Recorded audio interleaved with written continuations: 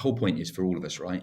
Everyone that's listening to this, we want people to come to our website or to a page to purchase or to sign up.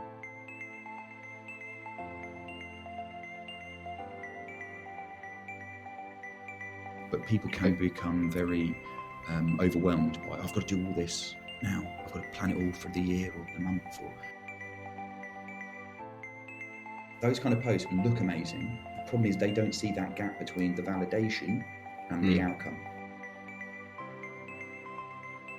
You should show some personality. You should show some vulnerability. You should be you. Ladies and gentlemen, welcome to the Sales Cadence Podcast. My name's Matt Sykes. I'm your host. Delighted to spend the next few minutes in your company. The most important person on this podcast, other than yourself, of course, is my guest. And my guest today is Adam Driver. Adam runs a consultancy called Authentic Communications. Adam's a very experienced comms guy. He's been working across communications, copywriting, marketing, PR, and customer services for over 20 years. And he calls himself an integrated strategic communicator. Loads of experience, as I said. He's worked in-house with multiple agencies on both national and regional media campaigns.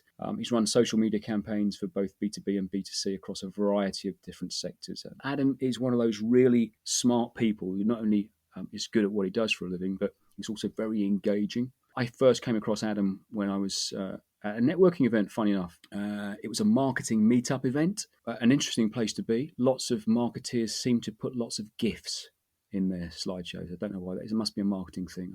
Anyway, needless to say, it was a lovely evening, and of course made that much more lovely by meeting Adam for the first time. He and I got chatting. If you're following Adam on LinkedIn, you'll see that he's got some real wit to some of the comments that he puts on people's posts, and as much wit in some of the insightful information that he shares. One of the things that really brought Adam to my attention was he posts on a regular basis 3 things. So you'll often see him, usually at the start of the week, where he's sharing 3 pieces of information or advice, and it can be anything. I think, here are 3 apps that I use that really helped me, give them a try. Or here are 3 things I learned from clients that I've been working with over the last week that I find quite interesting. What do you think? Here are the 3 things. So yeah, he's a super guy. Hope you enjoy spending the next 45 minutes in our company. We talk all things LinkedIn. We talk about that sort of dark area called marketing return on investment. The sort of the unanswerable question that always gets asked by a client is investing money in marketing, yeah, but what's the payback? We talk about that, and we also talk about SEO, the dark world and dark arts of search engine optimization. I love the conversation. Hope you do too. Here's some funky music.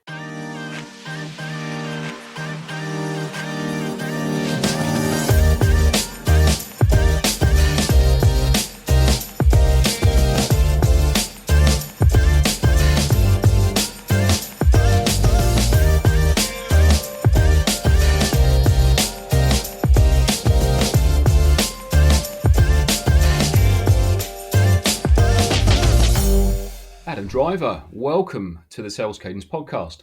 Thank you very much for having me. Pleasure. Thank you. Adam, for the benefit of the wonderful Sales Cadence Podcast crowd, just give the listener, if you wouldn't mind, just a sort of a 60 seconds bio into who you are and what you currently do, please. So, fortunately, as the name does allude to, I'm not that Adam Driver from Star Wars, but I was here before him. So yeah, I've got a consultancy called Authentic Communications, been running it for about 4 years now. My wife's just joined. Background is a trained journalist, worked in PR, both in-house and agency side. Worked in London, went to Melbourne for a little while. Most recently, sort of maybe 10 years ago now, content marketing at an agency in Cambridge. So everything that entails. But yeah, sort of pulled it all together, a broad reach of different skills. And yeah, been working with clients and colleagues and partners for about 4 years now. And in terms of those clients and partners, I guess one of the privileges of working for yourself is you ideally get to pick and choose who you want to work with. I think that's how it's supposed to be anyway. It might not feel like that at the start sometimes. I think that's the plan, yeah. Yeah, that is the plan, right. And so if there was a defined client that you love to work with because they just get the best out of you and therefore you can get the best for them. Yeah. Is there a client out there like that? And if so, could you just describe who that would be? Yeah, sure. I mean, everything changes, right? It's everything evolves. little bit more background. When I started up Authentic, I wanted to go back to hospitality. So I worked for Green King and Fuller's, two massive breweries. Worked in hospitality at an agency as well. And I just really loved that sort of area. Still something I'd like to get into.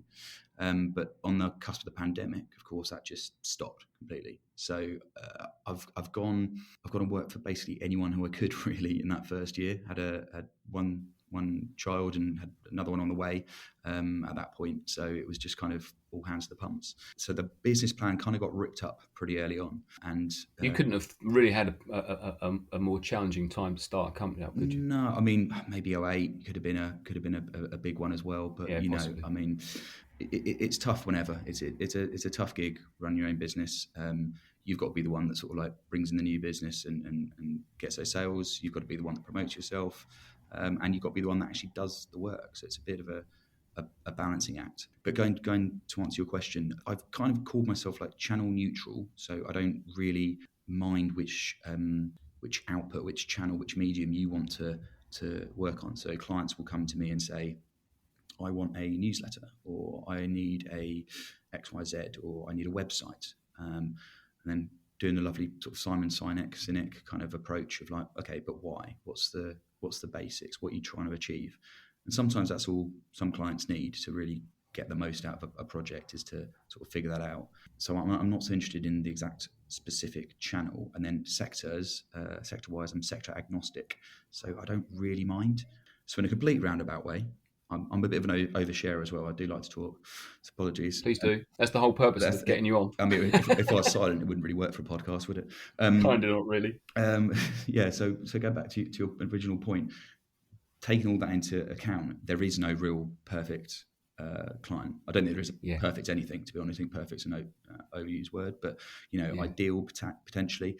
I go more on a personality than a type of work, I guess, than a demographic. There's no right or wrong, but for me, it's more about I was about to say vibe. 38, that makes me sound very old. The vibe of the person, the culture of the place. Like, if someone is open, if someone I speak to is open to a chat about how things can be better for all involved, great. I think sometimes there are the expectations, especially in the PR world, from my background, that come in, get the PR, get the headlines, get the coverage, great, jobs are good, and we've done it. And actually, you can't relate it to anything. So it's more about someone that gets marketing, gets communications, gets sales. It gives a really good overview of effectively what you've just said there, which is it's a bit like the world of sales, because I know you're not a marketeer as such. Correct me if I'm wrong. I'd say you're much more than that. Yeah, exactly. So, but in the world of sales, of course, we can only help people if there's a problem. But it really doesn't matter if you're a sole trader or you're a corporate or on the FTSE 500. If you've got a problem, then someone can help you solve that. Then you're going to pay them some money for that to happen. So I really resonate with your point. One slight addition to that, though, is it's the person. So it's the gatekeeper, which I know is a huge thing in sales, right? Is that when you get to close or when you get to open a conversation or whatever, you've got a person that you deal with and you try and target. In a very similar way, it's more of a softly longer term, long tail approach for my target. Sounds a little bit evil. Yeah, I understand. Potential clients, because you've got to have that conversation. They've got to be open enough to know that this isn't a quick fix. And equally for you guys, you've got to have the right relationship, essentially, is what I'm trying to say, with that person. That's not the same relationship with every person. You've got to be malleable and fluid enough to duck and weave, have different conversations, but at the heart of it, be the same person, if that makes sense. That makes total sense. I want to get onto those really valuable pieces of advice in a second. But before I do, and again, this is not me trying to doorstop you into delivering some kind of pre-rehearsed pitch. Far from it. I'm not looking for a pitch. What I am interested, though, is you're in the queue at Tesco's, Waitrose, other supermarkets are available, but you start talking to this person in the checkout, and bizarrely they say, "So what do you do then?" When someone asks you that question, be it a networking event or while you're packing your shopping, stupid example. When someone says, "So what do you do then, Adam?" What do you tend to reply? I'd say a strategic communicator. I think it would be the thing. But if it was just Joe Public, that's quite challenging. I think I'd say I work in marketing communications, primarily with words, primarily business to business. Yeah. That would kind of be the thing. Interesting you say that at this point, because now I think my wife joined in September. Yeah. Things are changing. I've got to sort of grow a bit more, so more things are coming on board, and I've got to get that.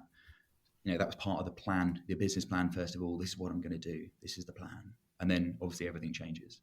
So I Of think I'm course. going to revisit that at some point. Yeah, Get nailed. it's interesting, isn't it? Because sort of think of something trite like I help people get the words right, but of course it very much depends on who's asking you the question, isn't it? Because if you said that to some creative director, they'd probably think you're a bit of a cock. Yeah, absolutely. So you've got to deep dive into the response depending on the level of expertise of the person who's Yeah, asking the question. definitely, and So, that's the same for a lot of your audience. I think it's you adapt, and yourself. You adapt to, you say the same thing in a different way. So the core yeah, of it, the core thing is that the three sort of tagline bits really on my website is strategic, pragmatic, authentic. And I think yeah, it's just like building that out yeah, to resonate with whichever audience you're talking to. So if it's someone that's, sure. I don't know, the CEO of something or the MD, that's a very different conversation than it would be if it was someone that was a fundraiser on the ground, or if it was someone that was a middle management, but it was looking more at internal engagement, employee engagement, internal comms. Yeah, So it's yeah, work in progress. Let's put a pin on it, and I'll come back to you. brilliant. I shall be testing you in 3 months' time. Next time please, I see a please networking do, event, please do. next time I see a networking event, I'll ask you the question. Great. So look, I'm so grateful for you giving up your time to come onto the podcast. I did. That's a pleasure. I encourage you to come and because one of the lovely things about we haven't known each other too long. We've met in person. We did that bizarre thing, which is we went up to each other, started talking to each other as complete strangers. How weird is that at a networking event? But what I really like about your approach, Adam, is you show up regularly. If I talk about LinkedIn, and maybe we'll talk about LinkedIn in a little while, but when I think of LinkedIn, I think of you pretty frequently, and I also when I look at your website, Hopefully not too frequently. yeah, but there's a key link to you providing 3 pieces of advice. Yeah, Um, definitely. It's if you turn up infrequently, and I know a lot of people, or frequently, and just sell and push. I'm of the mind. I don't think that's not the right way for me to go. Anyway. Yeah, but what I love about you on LinkedIn is, whether it's weekly or by month or whenever it is, you're coming on, you're helping me have a look at 3 things that you know more about than perhaps I do, and I might go and have a look at those 3, 2, or even one of those things, and that's what I like about the way that you are presenting yourself in terms of that situation. And so I thought, well, then that fits lovely with the way that we do things on the podcast here, because the listeners are sort of I've kind of been taught now to expect to hear 2 or 3 pieces of wisdom from the guest. So, what are the 3 things that you've decided to come on and share? Yeah, sure. Should I just briefly say about like 3 things? Because I don't know if people would know sort of. So because actually Please do, yeah, the history of it is quite interesting, and it might be pertinent to some people listening to this. So yeah, I I know the value of writing blogs and content and sharing it on different channels and platforms. It's not rocket science. Consistency, show up, help out, sell a little bit. Yeah, of course, you've got to push yourself a bit, but also that 70-30 rough rule of, help people, give advice, and then that karmic thing of coming back around. I've always been of that mindset. So with that in mind, I then got uber busy with 2 children, a business, and just also trying to push my clients to use video themselves, and then being really reticent to, and for understanding reasons. Not everyone likes it. It's not for everyone. The way I do these little videos called 3 things, where I give 3 pieces of advice in about a minute, is punchy and easy, and it works for me, but it's definitely yep. not the most professional. But then I think there's a place for really professional. There's a place for more quick and dirty. So yeah, it's just giving 3 bits of advice, 3 interesting things I've heard, sharing it, put good stuff out there, and yeah, pay it forward. So this will be a walk in the park for you. This is easy. I'll be done in seconds. What are your 3 things, Adam? I absolutely love LinkedIn. I think it's the best platform for me in terms of generating new business and leads. I think it's one of the best platforms for many people. You've got an audience that are, primarily wholly on there for business reasons, rather than other aspects where you're on. I'm massively generalizing here, but things like TikTok, Instagram, Facebook, Twitter. Let's not even go on to Twitter. But people are on there for personal reasons or other reasons. Whereas on LinkedIn, you are kind of there to promote yourself or your business in a business sense. I think a lot of people sort of think a lot about content and content marketing, which is a good thing. And by that phrase, I mean, what are your, and these phrases are you can interchange, but what are the pillars, themes, buckets, things you want to be talking about? What do you want to be known for? And then build out conversation topics and whatever by that. But people can become very overwhelmed by, I've got to do all this now. I've got to plan it all for the year or the month. Or it's a lot more holistic and relaxed for that. I think you should show some personality. You should show some vulnerability, if appropriate. You should be you. Tell me about 2 and 3. Yeah, number 2, measurement and KPIs. Okay, and number 3? And number 3 is organic search engine optimization. Brilliant. So LinkedIn and beyond, measurement and SEO. Let's get tucked into thing number 1. Tell me about LinkedIn. I think it's a massively underused tool, really. What makes you say that? So I think the latest figures are out, and they change all the time, obviously, but it's something like most people are what you could call lurkers, on social media. So people that go on, get the information out, maybe they take action offline, but you don't know from a sales point of view or there's anything actionable. No one views a profile, no one clicks like, no one adds a comment, no one DMs. So the majority of people, you don't know if you can hit them or not, or have, had an impact. Question about a lurker then. A lurker is someone who's on there but doesn't post. Is that right? Yeah, and it's just a general phrase for all other platforms as well. People that are on there maybe don't interact at all, maybe interact sometimes when the time is right, i.e., need new job, especially for LinkedIn, or on the lookout. But I think more often than not, those people are off forgotten. So, you look at your figures and be like, oh, didn't get any 5 likes on this or something. You multiply that by more people that have seen it and taken the information in. So you don't know what impact those people are having. There's no way to. But by being consistent, you can continue to hopefully reap the rewards of that on a longer period of time. And that could be months rather than years. So if we're looking at this from a strategic perspective, because I suspect that's the advice really from yourself, is absolutely how to work LinkedIn strategically. Mistakes that you see people making then to not being strategic. First one would be you're lurking.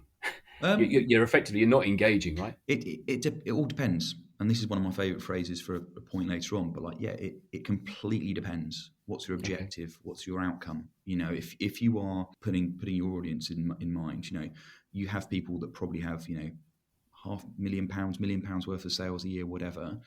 And you've got people that need just a couple of things, they just need a couple of big fish, or they need a couple of wins, or whatever the thing is. So it completely depends on whether you're just on there to find out information about people or to be seen, as to your point, and then someone finds you offline. But if you really want to, and this is my personal opinion as well as like a work one, be seen more, I would throw the shackles off. Don't worry about it so much. Whatever you put up will be gone in 3 days a week. No one will remember it. Sorry. That's always the challenge, isn't it? Sometimes when you do fire one of those posts in, and you have that sort of posting remorse syndrome. Yeah, definitely. I've had it this morning. Have you? Something that I thought would be really good and hit some numbers, and it hasn't. And it's silly, really, because it doesn't matter if it's hit numbers or not. It matters in a few days' time what has happened. Has somebody reacted to that in the offline, or if they called me, or in another group, or a WhatsApp. It doesn't matter. It's all relative, and it can easily be switched up. So there's a direct link then to the consistency of showing up and posting valuable information. Definitely. To what you get back in return. You basically get back what you give out. Absolutely, and I can directly link that to. So this isn't showing off; it's more like a proof point. I can link that directly to 4 or 5 clients in the last last 8 weeks, let's say, that have come through. Not from people saying, "Oh, that's a good guy, check him out." People who don't know me finding me, and that's the key thing, right? You've got your own group, you've got your own network, but you want to try and find people outside of that to keep the machine going. And Adam, do you just forgive me just for asking the question. Yeah, sorry. So you've already eloquently explained the three things. So that's one of your 3 posts a week will be the 3 things, right? Yeah, People ideally. will get used to it. People will lean in. People will look forward to it. People will actually get a bit pissed off if they haven't Yeah, seen one this exactly. week. But that's essentially what you're trying to laugh create, that little bit of curiosity and desire, aren't you? Exactly, and a bit of personality. You know, I'm out for my dog walk, or it fits in around me. And I'm not Yeah. saying replicate this, because you can't replicate anything. It's got to work for you. So whether it is Yeah. a video, great. If not, that's fine. Then start writing a blog. If not writing a blog, fine. Just comment more. Comment and liking on LinkedIn are so underrated. You don't have to show up and put huge poetry posts out and things like that.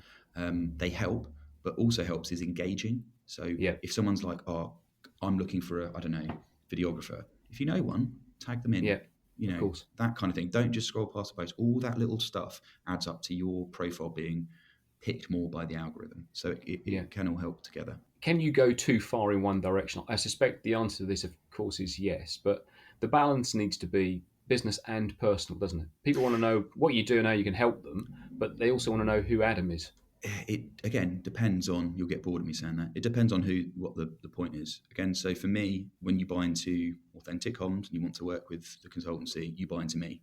So I am front and center, I'm me. I'm not who I was at an agency 5-10 years ago, where I wasn't allowed to have any kind of personality or whatever, or say anything. It was very different. But then I fully am aware that I'm empowered and able and privileged to do that in many, many ways. Always think about your kind of outcomes, which kind of ties into the second point. But what do you want to achieve? So for me, I don't want to work with everybody and the big ones and become a £5 million turnover thing and become an agency and sell out. That's not what I'm about. No, you're in this for the micro business, long journey. Micro business, long journey. This works as long as it works. I've got 2 kids until the kids. It's the lifestyle business, isn't it? Yeah, exactly. And it's stuff I really enjoy. Majority of the time, we always do stuff that sometimes isn't fun, but it's what suits me at the moment. That could change. I might be scaling up massively, but at the moment, that's what I want. So therefore, me on LinkedIn can be more my personality and my opinion and the business. Whereas other people, if you're working within a company, it's a lot more difficult. Entrepreneur as well, you've got to consider, because if you're obviously trying to get to a seed fund round or whatever the element of pushing entrepreneurship is for you, you have to bear in mind that there is a bit of a game to play with that. If you're fully yourself, that may detract from the business being sold or sales being made or whatever. I think if you're honest and transparent as much as you want to be, I think that's a pretty good line to go, and that's different for everybody. But I think the balance of personal and business on LinkedIn definitely has upped. About 5-6 years ago, it really upped. There was a lot of, this is pre-AI, but there's a lot of rambling stories about, there was a woman crying. She was drinking her coffee. I sat down next to her. She'd gone through a divorce. I gave her £100. Aren't I a nice person? No, you didn't. That didn't happen. Got up at 4:00 in the morning, did some squats, played golf, had breakfast, 17 eggs, whatever, did a million things. And then it's just like, no, but they get so much love because they do. I don't know if it's idiots or bots or what, but. Well, look, you're absolutely right. And those kind of posts, and I can remember back in the early days when I started the podcast up, probably this would have been definitely no later than 2019. I was getting so wound up by the whole thing. I did a whole episode on, I think, the 9 nonsense posts you see on LinkedIn. And I'll look it up. I probably wouldn't go and do the same thing again. And quite frankly, probably that advice, when I look at it now, is probably wrong, and I've got no problem to say that, because life changes, right? That's why you and I are in the continuous learning, continuous coaching world, because definitely. Things change and we have to change, and advice changes. But it was quite interesting, and I used to get really wound up by some of the things I said. But of course, if we go back to, we put our sensible hat on. Back to your hugely valid point about what's the strategic outcome you're looking to achieve. If you see someone put a post like that that's got 4,500 likes and 1,000 comments, and it's based on some bullshit story to do with somebody who found a tramp on the street, took them into a barber's, got a haircut, then took them down Savile Road and bought them a 3-piece suit, and guess what? They're now a multi-millionaire. I'm kind of expecting that most of those people that comment and like probably aren't going to buy from me. Well, that's my point, right? So Without sounding crude, no. that's So probably that's the not. equivalent of people saying, the V word going viral. You can't make anything of that happen. That just Yeah. considering the audience and messaging and how where you position it, the kind of artwork or words you use and everything can help. You could be more creative or risky or whatever. But yeah, that those kind of posts look amazing, and that person may get a self-inflated, chest beating kind of thing, which bit hands up, I do as well. When I see a post and I do really well, and I see the numbers go up, and you see that little green, arrow go up and whatever, and yeah, of course, that is a good thing. That is validation. Probably not the only validation, the right validation, but it helps. Gives you confidence. It's sort of like you're talking to the right people. Exactly. But with those people that put those other posts up, the problem is they don't see that gap between the validation and the outcome. So that they might not sell anything more or get more bookings. Yeah, I 100% agree. That sort of segues quite nicely into point number 2, because what is this green arrow you speak of? I mean, literally, I know. Here's one of my shortfalls in life, Adam. So like you, I'm self-employed, run my own business. I'm a little bit older than you, Couple and of so, years. well, probably. What are you, 40 next year? Well, don't say that. Yeah, I am. Well, I saw that 15 years ago, so a little bit older. But and as a consequence of that, I'm using the bullshit story that I'm no longer required to learn new stuff, right? And so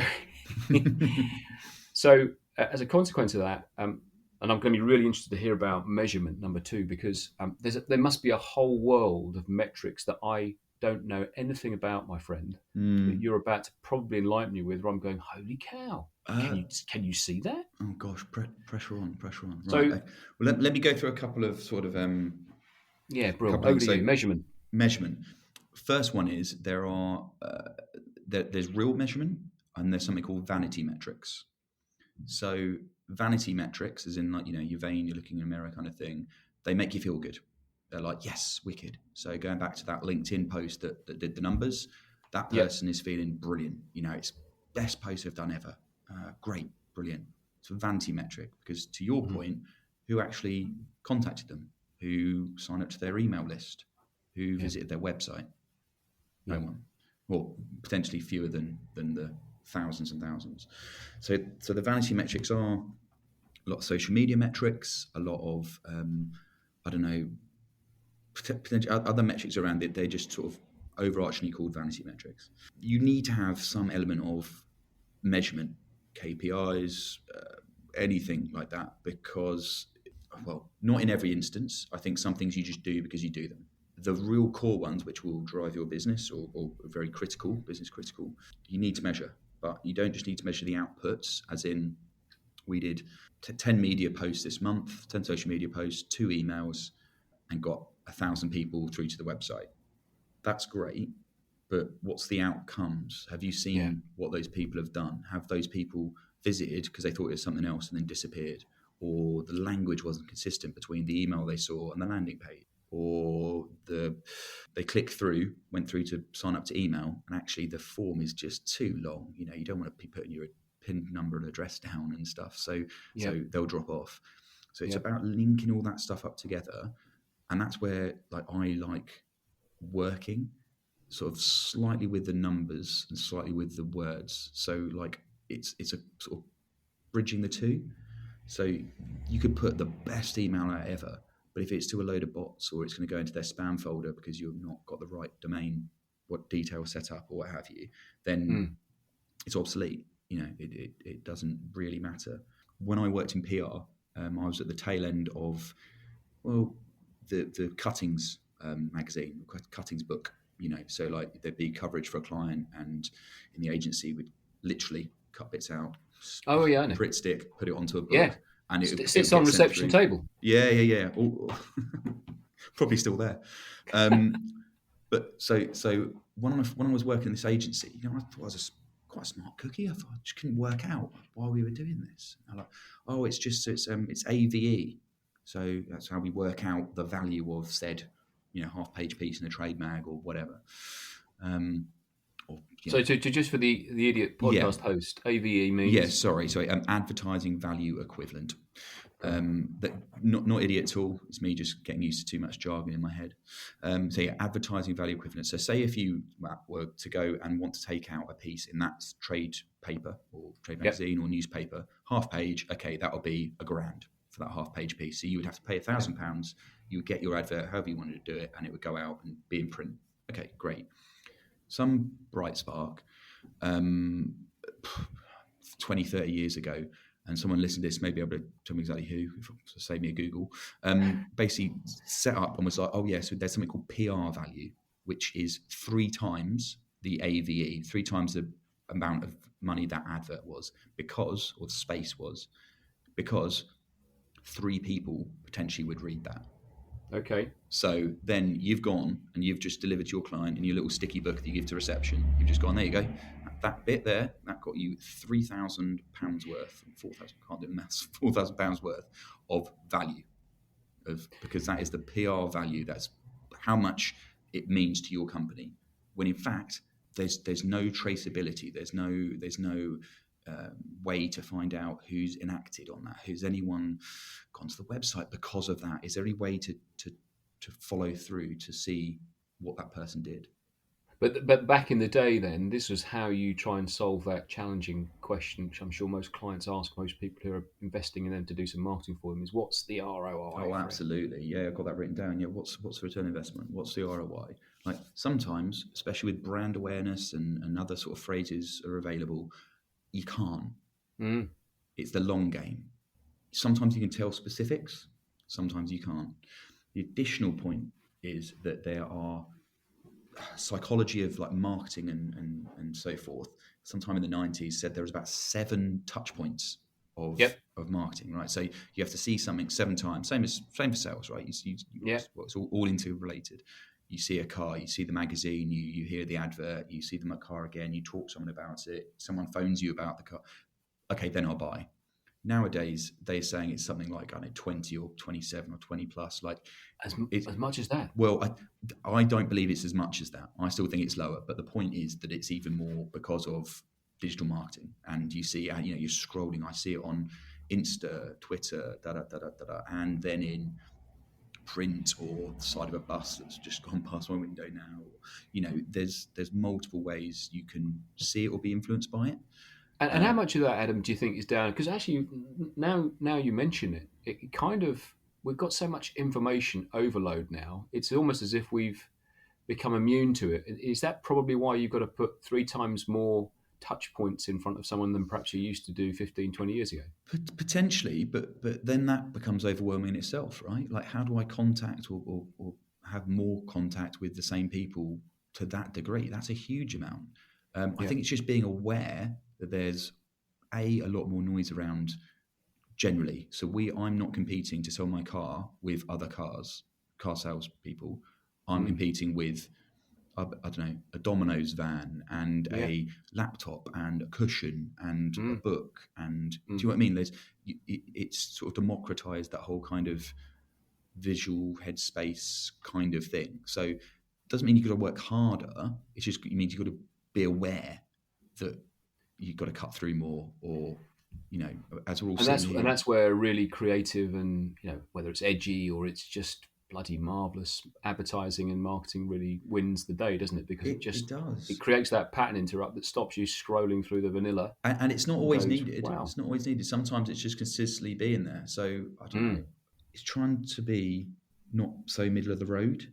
That doesn't mean you have to be extreme, which means you have to be you. So whatever brand or organization or person you're selling, try and be whatever it is you are, because that's quite unique. That's the name of your company, really, to some extent, isn't it? Yeah, absolutely. And I mean, that funny thing was that when I started Authentic, I actually started as a blog 6 months before I went straight into limited. I did some values work, and I always was like rolling my eyes at values work when I was at agencies and things like that. And yeah, it did work, but I was like, do I need it for me? But when I actually sat down and did it, it became super clear. Why am I doing this business? For my family, and if it changes, then so be it. Why am I? what's the most important thing in my life, Yeah. la, la, la, la. And then it all goes through, and actually authentic or being myself came out top by far of the other things. And then I was just like, bang, there we go. That's the thing. And if you're quite true to that, whatever that is in your world, it could be 3 or 4 things. It could be the customer service. It could be how you speak to people. It could be your speed of whatever it is. Then no one can almost take that away from you, because That's you. That's your own. That's your own bit of IP, isn't it? It's back to Exactly. those 2 points from right at the start, which we talked about, which is, you earn the right when you work for yourself. You earn the right to ultimately pick and choose who you want to work with. So your very valid point. So that's point number one. Wouldn't it be wonderful to be in a business where every client that you work with are clients that you want to work with, and they get the best out of you? Everyone's happy, right? Something to aim for sure. And but then the second point, very valid point from yourself, which is, but when I meet Matt or I meet Adam at a marketing event for the first time, they need to be the same person that I've listened to on this podcast, that I meet on LinkedIn, that I read in their newsletter, or I hear. So, it's bringing those two worlds together. And the fear sometimes, I'm not suggesting for a minute that's the case here, but I can understand, because it certainly happened to me in the past, the fear of being, and I hate the word niche, but let's just pretend I didn't say it. Yeah. The fear of really being hyper niche down and saying, here's me, I'm authentic. I only work with sales teams that want to stop making the stupid mistakes that make selling difficult. I will alienate a whole army of others that don't want to hear that message. And being comfortable with that. Yeah, because there should be enough people that want to hear that message, that want to work with you. And if I go further than that, the flip side is your clients, customers, partners, whatever you want to call it, self-select you. So it's not you alienating people as much as it's them selecting to not be with you. That's a terrible word to word it, but you know what I mean. Well, no, you just it's beautiful disqualification. Yes, lovely. Oh, that's good. Measurement. Before we move on to thing number 3, for me, give me some advice around don't say you've got to do this, pull this lever, turn that knob. Yeah. I think what you're telling me is there's some measurement metrics that I could tap into on, for example, LinkedIn or on my website, right? Let's take LinkedIn and website just as 2 easy ones. So first things first, get Google Analytics set up. Google Analytics is a free tool. It's you just have to put a tiny bit of code in, all from Google, and it enables tracking of people through cookies, used by loads of people because it's one of the best ones out there. Other analytics providers are available. Your own site may have inbuilt ones. That's fine. My point is, it doesn't really matter what you do, but measure what's coming into your website and sort of keep tabs on it. But just make sure you're aware. Second one is, and it does link into SEO in a minute, but in terms of organic, so things coming through from Google, but also Bing. Bing is massively under represented because Google is like, I don't know, 80%, 90%, whatever. But that's still 10 or 20% on Bing that could be your target market. Now, this isn't necessarily just old people. Sometimes it is. Sometimes it's people whose tablets or computers or phones or whatever automatically default to Bing and don't change it. So why would you miss out 10 or 20%? So just be aware of Bing as well as Google. But they both have free tools that are able to sort of give you information at ground level to say, thanks very much, Matt, this is your email for this week or this month. These 2 blogs did well, this podcast soared, and whatever. So it just gives you some really key fundamental data you can then drill down into. But again, it's that awareness thing. You know what's going on. From LinkedIn, you can go to such a geeky level. I used to regularly monitor something, he says chuckling, which is called SSI. I think everyone can find it, so just Google LinkedIn SSI, then go to LinkedIn and you'll bring up your own dashboard. And that means you've got your it tells you what percent of people within your network you are, the kind of job, what level you are, what you could do to improve it. Really geeky. I don't necessarily. That's really interesting, actually. It is. I think I've been on there maybe a few years back. I remember the SSI. What I do is I still benchmark it. So every month I've just got a little calendar reminder. I just check on, and again, it gives me a little bit of validation. I'm not. Is it giving you? That's brilliant information, by the way. Is that giving you practical advice then, or can you just take that onto YouTube or LinkedIn Learning and just go and Yeah, I think LinkedIn Learning. I mean, there's 4 main levers that look like like a DJ board kind of thing, DJ board deck, and I think it's like engaging with people is one, finding out about jobs, posting regularly, and something else. So you can see like what you might need to improve. I'm doing in inverted in air quotes, Yeah. but that's quite technical. It's nice to have a look at and then benchmark, screenshot now, and look back in like a month when you've had a bit of a play. But the main sort of things like impressions and engagements and things like that. So impressions are on a post, how many people could see it. That could mean they've just scrolled right past very quickly. It could mean they've stayed and hung around. Engagement is if they've opened up see more, the little it folds up, you click see more and it folds out. That's an engagement. Clicking on an image is an engagement. Clicking on your profiles an engagement, and sort of sharing, liking and commenting.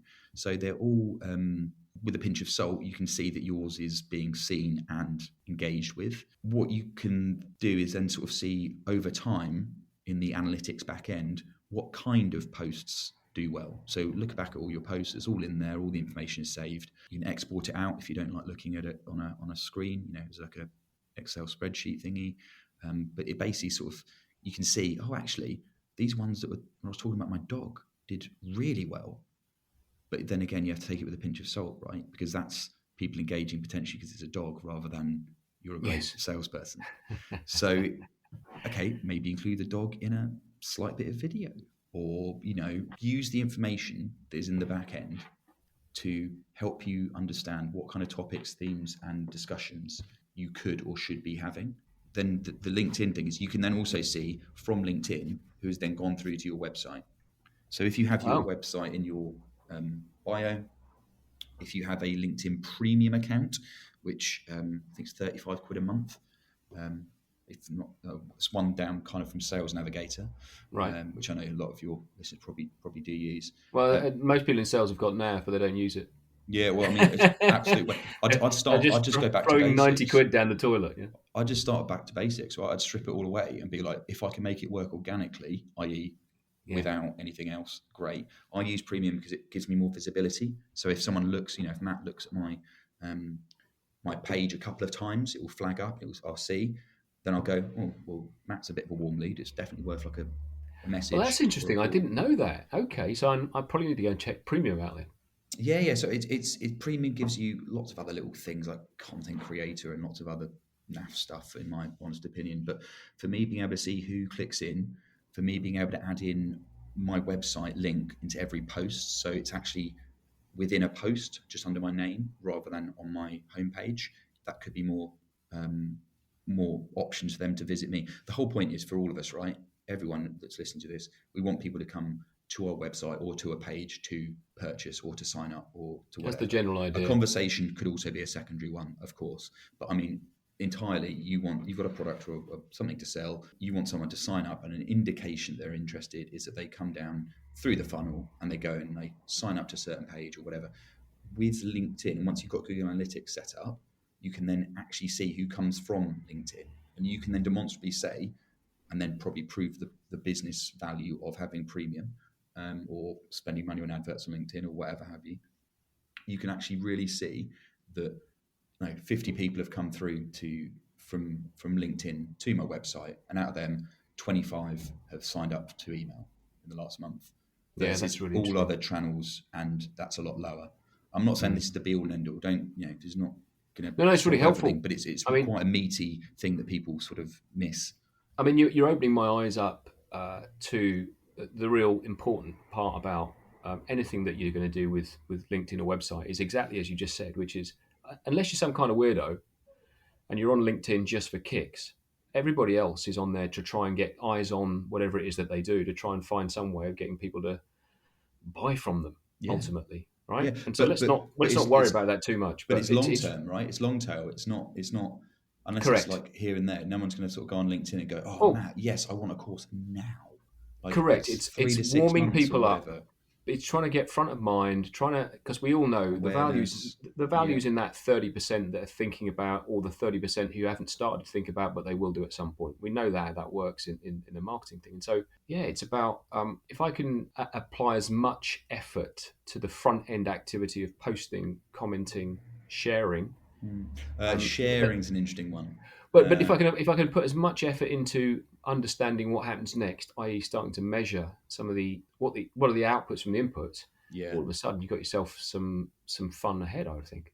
Yeah, definitely. Just really briefly on sharing, just to wrap that up. So sharing the algorithm currently on LinkedIn, it's changing all the time, as with lots of other tools and software that we use, especially social. Yeah, the sharing of posts doesn't give you as much visibility as one would think. If you do share anything, share it with a bit of commentary. So it says repost with your thoughts or something. Do that as opposed to just a hard share, which very rarely, in my experience and from the people I follow, the experts, hardly sort of sees too much moving of the dial. Let's move on to the final piece of advice, number 3. That was search engine optimization. Now, I have to just, spoiler alert, this is an area I'm a real novice in this area. I understand what search engine optimization is, or what it should be doing. It's all to do with keyword search, isn't it, ultimately? But could you just really give me the SEO for dummies bit, please? I've been self-taught this, wanted to improve myself. Then as I launched Authentic, I knew it was something I wanted to sort of major on, because a lot of people don't understand it. And once they understand it, I don't mean understand it to like a degree qualification. I mean just the foundational aspect. In the same way now that we would talk about Instagram and Twitter and Facebook, when the socials all came in, people were like, oh, don't really get it, don't understand it, don't want to do it, kind of thing. Now it's just everyone's doing it. In the same way, so SEO, search engine optimization, is for search engines. So it's Google and Bing. There's also lots of other ones. They're the two main ones. Google, as I said, is about 80%, 70%, 80%. Google, probably most of the remainder. Bing, most of the remainder. Yep. What it does look at is 3 key areas. So it looks at your on-page SEO, which is what things you edit on your website. Generally speaking, you have a content management system, a CMS, so a WordPress or a similar, and you type things in. You might have Squarespace or whatever, but you are typing things in and changing things on your page, and it makes a change on the live page when you save it. So it's on-page SEO, images and words mainly. Then you've got off-page SEO. So that's the additional activity that you undertake to drive traffic to your website. Now, this can be a podcast. It could be LinkedIn posts. It could be email activity. It could be out of home or adverts in print. Anything that's QR code or even a website address. Something that drives traffic to your site. The third one is technical SEO. This is where I sort of take my hat off to a lot of the hardcore geeks. This is really under the hood of the website. This is, I know the basics. Make sure it's visible by. Can be seen by Google. Make sure there's no 404 pages, like blocked pages, whole host of other stuff. But that's really getting into coding territory and things. Also about speed of the website, loading speed. If it doesn't load quickly, your customers, but also Google, won't want to use it or share it. So those kind of 3 bits generally all come together. And as you were saying, keyword research is at the middle of it. So you're on a search engine, you want to buy, I've got a pair of sunglasses on my desk, so want to buy a pair of sunglasses. So blue sunglasses, you sort of type that into Google, you're going to have millions of hits, hundreds of thousands of hits. If you then type in blue sunglasses recycled, okay, maybe have fewer, it's a little bit more sort of like curtailed. Blue sunglasses recycled, polarized lenses near Blackburn, £100. You'll have very, very few because of the specificity. Because you're really niching it down then, aren't you? Exactly. Basically, think of it as like a curve down. So you've got like huge amount of people looking at a massive amount of stuff, like things like, I don't know, food, Nike trainers, I don't know, Tesla, whatever. There's a very, very few amount of words that have like millions and millions of hits. And then as you make the word or the phrase longer, it becomes a bit more easier to potentially find a phrase to fit in around that. So where is Park Run in Bury St Edmunds is quite a like niche phrase, but maybe if you're setting up a competitor run and you want to beat them in that area, you would try and create a bit of copy or a web page to use some of those phrases in a similar way on like headlines and various other ways. It's quite complex to go into. Essentially, use them on the page to then over time, Google might go, maybe this is giving the right information. Now, there's a whole host of other things to that, but essentially, you're just trying to rank higher for a better for the phrases that you want to be found for. And Adam, how much of what you just explained there can be done free, and how much do you need to invest and pay to get those clicks? There are free tools and free trials of things. I think it's more about the resources and the person that helps you explain. So something I always like to do is I don't want to be really working with companies for more than a year, 12, 18 months really, because there's an element of it needing to be done in-house. These people are the closest to things. But so in terms of like spending big, it's more get the right person in to coach, I think can help. Right. But the majority of keyword research, you'd have to get exact numbers. You have to use a sort of paid for tool. There's a few out there, Moz, Ahrefs. I'm just saying jargon now, but that's two of the bigger sort of like websites that you can go to. There's a lot of sort of like hygiene stuff you can do to your site. So right. you can make sure that the images aren't too big. Make sure that you've got what's called a heading 1 on each page, H1. So when you do the drop-down menu in the back end of your website, it will say lots of heading numbers, sort of decreasingly going down in size of font. Yeah. The H1 is actually quite critical to. It should have a lot of the right information, the right keyword phrase for your audience. So, for example, if your business is a sales coaching business, it should relate to what that is in the H1s, and each subsequent web page, what the courses are, should relate to the H1. It does get incredibly technical. Every single sort of instance, every single business and what have you will have a different tiered number of keywords and phrases, but the practicalities of it and the foundations are the same. Yeah, no, it's really fascinating as well because, like I say, it's a territory that I'm aware of, but I don't go anywhere near. I'm feeling mildly embarrassed that my website. No, honestly, you don't know what you don't know, and I think that if more people were, that's partially kind of why I do like the three things thing, right? It doesn't hurt me to share some of this information and help people, but and also with the SEO stuff, you don't shouldn't really know about it, if you see what I mean, until the point when you do need to. It'll just be interesting to go for me. I will do after this podcast, just have a quick look around. Certainly take some of that advice around Google Analytics. Okay, look, I'm conscious of time, and I'm really grateful for the advice you've given. I'm going to just go back at the end in a minute, if you don't mind. I'm going to ask you, I'll put you on the spot a little bit, and just ask you to, when we summarise, just try and pull one piece of advice for each of those three. But before we do that, Sure. Off the back of the SEO piece of advice, there, you run a course, you run an online coaching course. Just tell me briefly about that, would you? Yeah, sure. Thanks. So I've got so one of the first sort of if you want to do that it's called SEO, so SEO and then three H's. Right. And it came in a moment of clarity, and I just thought, yeah, that makes sense. But essentially, it's sort of democratizing and demystifying SEO. So to your point, Matt, you don't know what you don't know.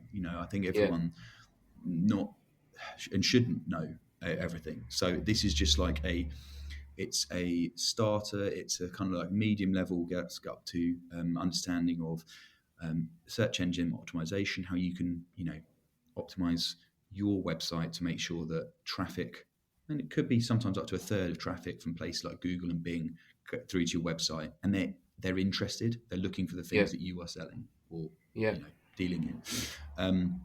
So yeah, it looks at everything like that. So it's an hour and a half online, and then afterwards as well, there's an additional sort of half an hour follow up with me when you can get more specific about your brand, organisation, what have you. Very good. Yeah, and it's so typically when someone comes off the end of that work, be it the workshop and then the one-to-one after, what are they able to do better? a base level, the very minimum for me is to have a far better understanding of what SEO is. Yeah. To get rid of all the jargon. And to have a good idea of what their next steps can be. That could be speeding up their sites, looking at different objectives and maybe trialing sort of one thing. So rather than overhauling the entire website, okay, you've got a new project or campaign coming up. What can you do? Trialing the things that you've just learned and let it go. The best thing about SEO is, one of the best things is that it's passive, right? So you get it set up, you hit go, and people will still keep finding you, ideally. Yeah. So then you don't have to worry about that level of income potentially. It's a fantastic sales tool. Once you see the numbers as well, I think that's the really key thing. You can see that it works. That's the real key. That's the eye opener, isn't it? That's the ROI, isn't it? And that's what everyone needs to see, and it's understandable. Everyone needs to see that. But I think once you see that, like this amount of traffic and these sales came through us creating this on our website or adapting this, and then they've, because of that, we've earned X or we've made whatever sales. It's really this has really opened my eyes up to spend so much time front ending what goes on your website. And very little, if any at all, seeing what happens as a consequence. Yeah, but I mean, we're all in it. I haven't looked at my analytics. I'm guilty. Guilty as charged. I've not looked at my analytics in far too long. But yeah, note to selves. Okay, yeah, and so look, as we draw this podcast to a close, so I suspect that if people want to get more information around what that course looks like, they just visit the website. What's the website address, Adam? Yeah, so it's authentic comms, so authentic comms.co.uk.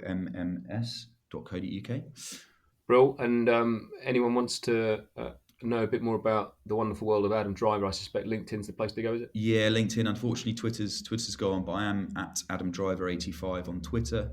If you just want random stuff, but then for the more business focused, it's just Adam Driver 1, I think is. Hey, how are you finding X or Twitter as it was now? Is it? No, I'm not. Spend much time really. On it? No, I've built up a community over. Unfortunately, I've been on it for about 10 or 11 years, and I've built a massive community up on it. And it used to be from my beer days, and it was like more PR days, and then now business side, and I've met some really good people, so it's a good community, and I just don't want to let it go. But it is absolute, not a good place. But there's nothing else that's replaced it. The adverts on it, like loads of sort of semi-pornographic stuff, the spam, the Chinese sort of drop shipping people, the lack of reach. So you put a post up and hardly anyone sees it. So I use it more for like browsing around or DMing and keeping in touch with people that I haven't got on other platforms.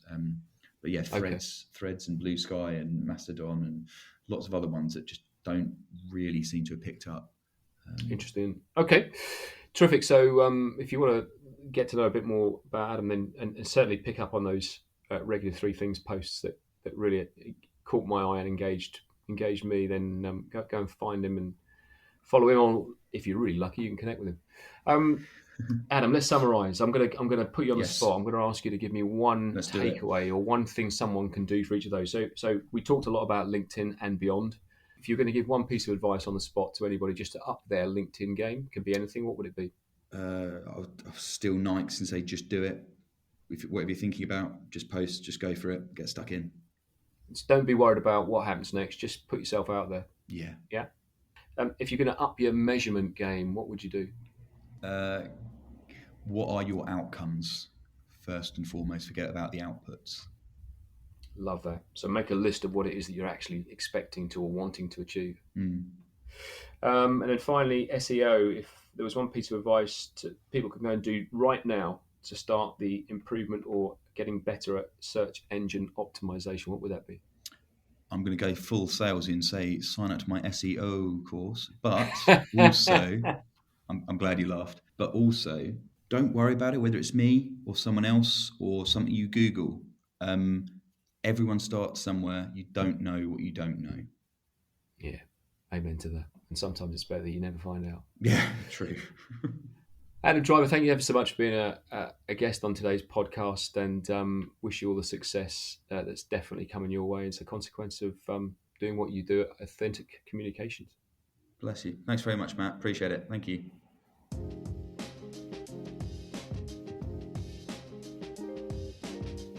Really enjoyed that. Learned loads from Adam. Clearly, highly experienced guy. Go and check him out. Put his contact details in the show notes. Thanks for listening. Another Sales Cadence podcast episode in the can. This is the bit where I think I'm supposed to sell you something, but I'm not going to. So thanks ever so much for listening. What I will say to you is this: if you're not already a subscriber, please do subscribe. Tell you something I haven't got for a long time. It's probably because the podcast wasn't running for a couple of years.